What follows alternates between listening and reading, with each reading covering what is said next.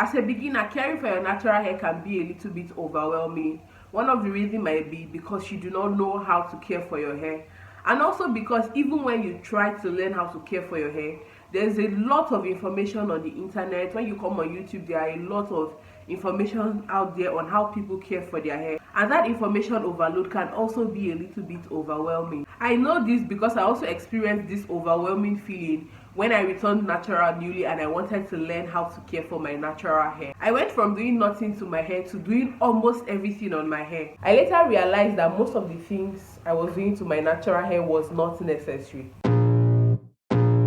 Hello guys, my name is Angela of Afroleaf, and I'm the one you should listen to when it comes to caring for your natural hair and growing healthy long natural hair. In today's video, I'm going to be breaking down hair care into bite-sized information that will be easy for a beginner to understand and to also implement those information into their natural hair care. You can also watch this video if you're not a beginner but you also want clarity on how to care for your natural hair. This video was inspired by Doreen. She left a comment on my video saying that she needed guidelines on how to care for her hair because aside shampooing her hair, she did not know what next to do. So thank you, Doreen, for inspiring today's video. Rather than just replying her comment with a comment, I decided to make a full video that will be very detailed and that other people can also learn from. The mindset that you need to have as you learn to care for your natural hair is KISS, and that is the acronym for Keep It Simple, Sis. You do not need so many steps in your wash day routine. You do not need as much product as you think you may need. You do not need to try out every growth recipe that you see online. You do not need all of these things. And I know you may think those things are necessary because you think natural hair care is difficult. You think doing all of those things and using all of those things will solve your problem. Because many people see natural hair as stubborn and it is problematic. You do not need all of those things. The simplest of routine, the simplest of products can also yield healthy long natural hair. You do not need 1,000 steps in your routine. The next mindset that you also need to have, you have to have it at the back of your mind that natural hair care is not hard. And I know you may think it is hard because you've heard a lot of people say caring for their hair is hard, and you may also think it is hard because you're currently finding it difficult to care for your hair. The only reason it is difficult for you to care for your natural hair now is because you do not have the proper knowledge.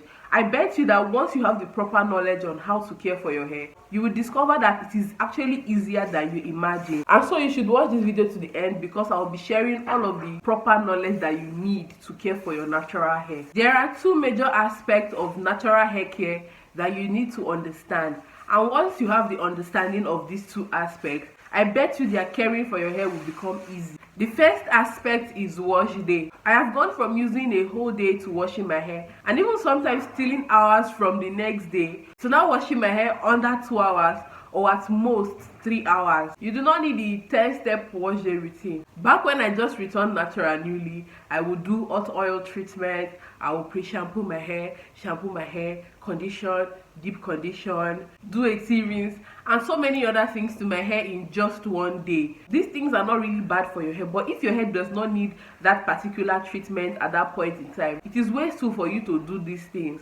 And I guess we felt that we really needed to do these things to show that we were truly caring for our natural hair. Take a pen and a book and write this down. When it comes to washing your natural hair, there are basically only 3 steps or sometimes 2 steps that you need in your wash day routine. Okay, the first step is pre-poo, which is pre-shampoo treatment or preparing your hair for shampoo. The only thing I do when it comes to pre-pooing my hair is when I have my hair in a protective style and I intend to take down that protective style before I step into the shower to wash my hair. All you need for this process is water, very important, some leave-in conditioner or your oil of choice. You can use water and leave-in conditioner or you can use water and oil. It depends on you, but most times I use water and leave-in conditioner. Or sometimes if my hair is not absolutely dry, I would just use a leave-in conditioner. And that is it. That is all that you need. Your pre-shampoo treatment can also just be water. If you have your hair in a puff or low bun or any hairstyle that your hair is out, you really do not need any product for your pre-shampoo treatment. You can just use water, stand in the shower for 5 to 10 minutes. The only time you would pre-poo, and I would not advise that you use water in pre-pooing your hair, is when you have a protective hairstyle in for long, especially if that protective style is done with extensions and there is visible matting at the ends of your hair, I would advise that you use just oils to separate that matting, because if you use water on it, it's going to worsen the situation. So instead, just apply oil to that particular point and massage the oil into your hair so that it can take away the dirt and separate your hair. But personally, I do not allow my hair to get to that extent. So now you're done with preparing your hair. The next step is to shampoo your hair. There are a lot of information surrounding shampoos. They would say do not use shampoo with sulfate, do not use shampoo. Just a lot of information out there on things that you should and shouldn't do when it comes to shampooing your hair. Sulfates are not the enemies to your natural hair. Depending on the concentration of sulfates and how often you use it, your hair can do just fine. Also, really expensive products do not equate to effective products. So if you're looking for a product, especially shampoo, since we're talking about shampooing your hair, the best shampoo for you may not even be on the pricier side. Personally, for me, shampoos that I love to use for my hair and products that I love to use for my hair in general are not even on the pricey side and can be found easily. When it comes to shampooing my hair, I would typically shampoo my hair twice. I would apply the shampoo, wash my scalp specifically, then rinse, then apply the shampoo again, wash my scalp a little bit, and then focus on washing my hair strands. It is important that when you shampoo your hair, you shampoo your scalp. You focus really on your scalp because that is where the growth happens, and your scalp needs to be in the best condition to promote hair growth. That myth of dirty hair grows is a lie. There is no scientific backing to saying dirty hair grows. The next and final step to your wash day is to condition your hair. There are two types of conditioners in this category: the one that you apply on your hair, detangle your hair and rinse out immediately, and there are also deep conditioners which you will typically leave on your hair for maybe 30 minutes, and it also depends on the instruction on the package. Personally, for me, I prefer to use deep conditioner. That is what I use most of the time. Like 99% of the time when I wash my hair, I use deep conditioner. Now, this final step of deep conditioning your hair is when you would properly detangle your hair. Tangling my hair has been an easy process, and as you can see, this is one of the tricks I use. I make sure that my hair is wet before I apply the conditioner to my hair, and I also do not apply the conditioner directly on my hair. I put a little bit of water in it, then I rub the conditioner between my palm. This just ensures that the conditioner applies easily on my hair strands, and every strand of hair is coated with the conditioner. Before I started using this method, I used to hate conditioners that did not have slip to them. I actually thought that I needed my conditioners to have slip before I'll be able to use them to detangle my hair, and I thought conditioners that did not have slip were bad formulations.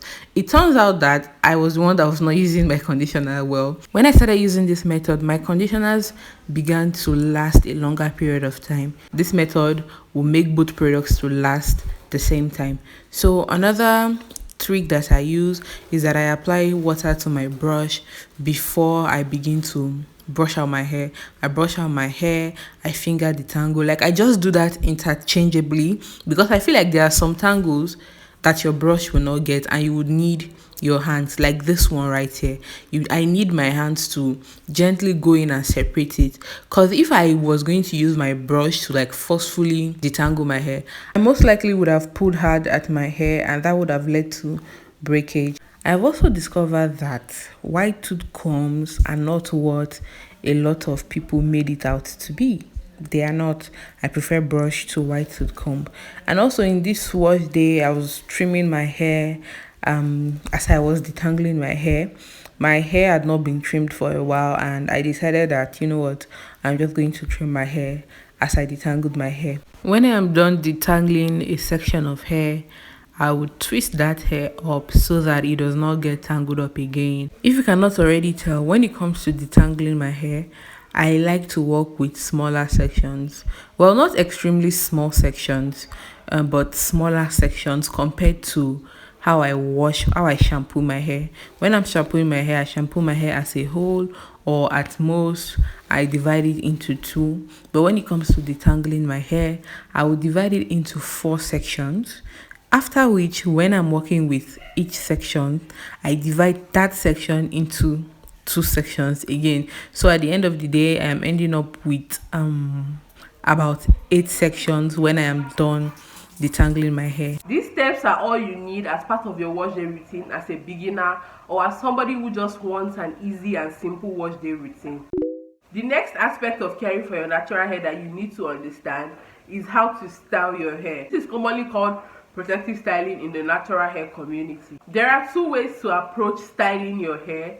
You could either go for short-term protective styles or long-term protective style. These names are derived from how long you keep a protective style for. Typically, short-term protective styles are hairstyles that will last between 1 week and 2 weeks. You could do a wash and go. Contrary to the information that we had years ago, where we were told that wash and go were bad for your hair, basically we were told that wash and go were bad for length retention. Well, we now know that those information were false. I know a couple of people who have been wearing wash and go for years and their hair is doing impressively well and their hair is also long. The important thing is to know the right technique when it comes to doing a wash and go, and most importantly, how you preserve your wash and go during the week. For your short-term protective styles, you can also do braids out, twist out, flat twist out. Those are also good options if you like to wear your hair out.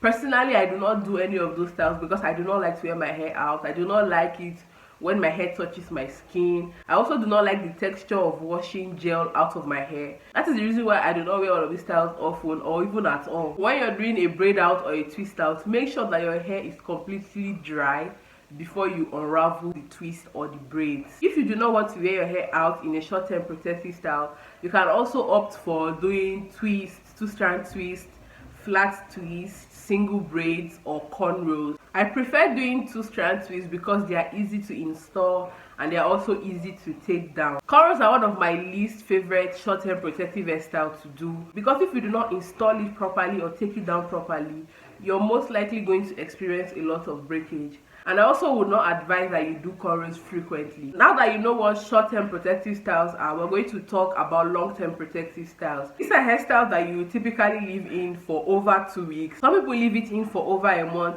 and these hairstyles are mostly done with extension. In this category, you have box braid, crochet wigs, knotless braids, and hairstyles that are similar to these. But this does not mean that hairstyles done without extension cannot be long-term. Like we said earlier in the definition of long-term protective styles, hairstyles that last for over 2 weeks to a month are long-term protective styles. So whether you use extensions or not, as long as your hairstyle is lasting you for over 2 weeks to a month, your hairstyle is a long-term protective style. The reason why some people would advise you against long-term protective style with extensions when you're trying to grow long hair is because most times people do tight protective styles and those extensions are heavy for your hair. Some people do not also know how to properly care for their hair when it is in a long-term protective style, and that can lead to breakage, which is going to defeat your goal if it is to grow long healthy hair. And yes, you can wash your hair when it is in a long-term protective style. You can wash it maybe once or twice. It depends on how long you keep the protective style in. Once you've mastered the art of styling your hair, you have come full circle, because natural hair care revolve around washing your hair, styling your hair, then washing your hair, then styling your hair. So if you know what to do when it comes to washing your hair and also when it comes to styling your hair, that is all that you basically need.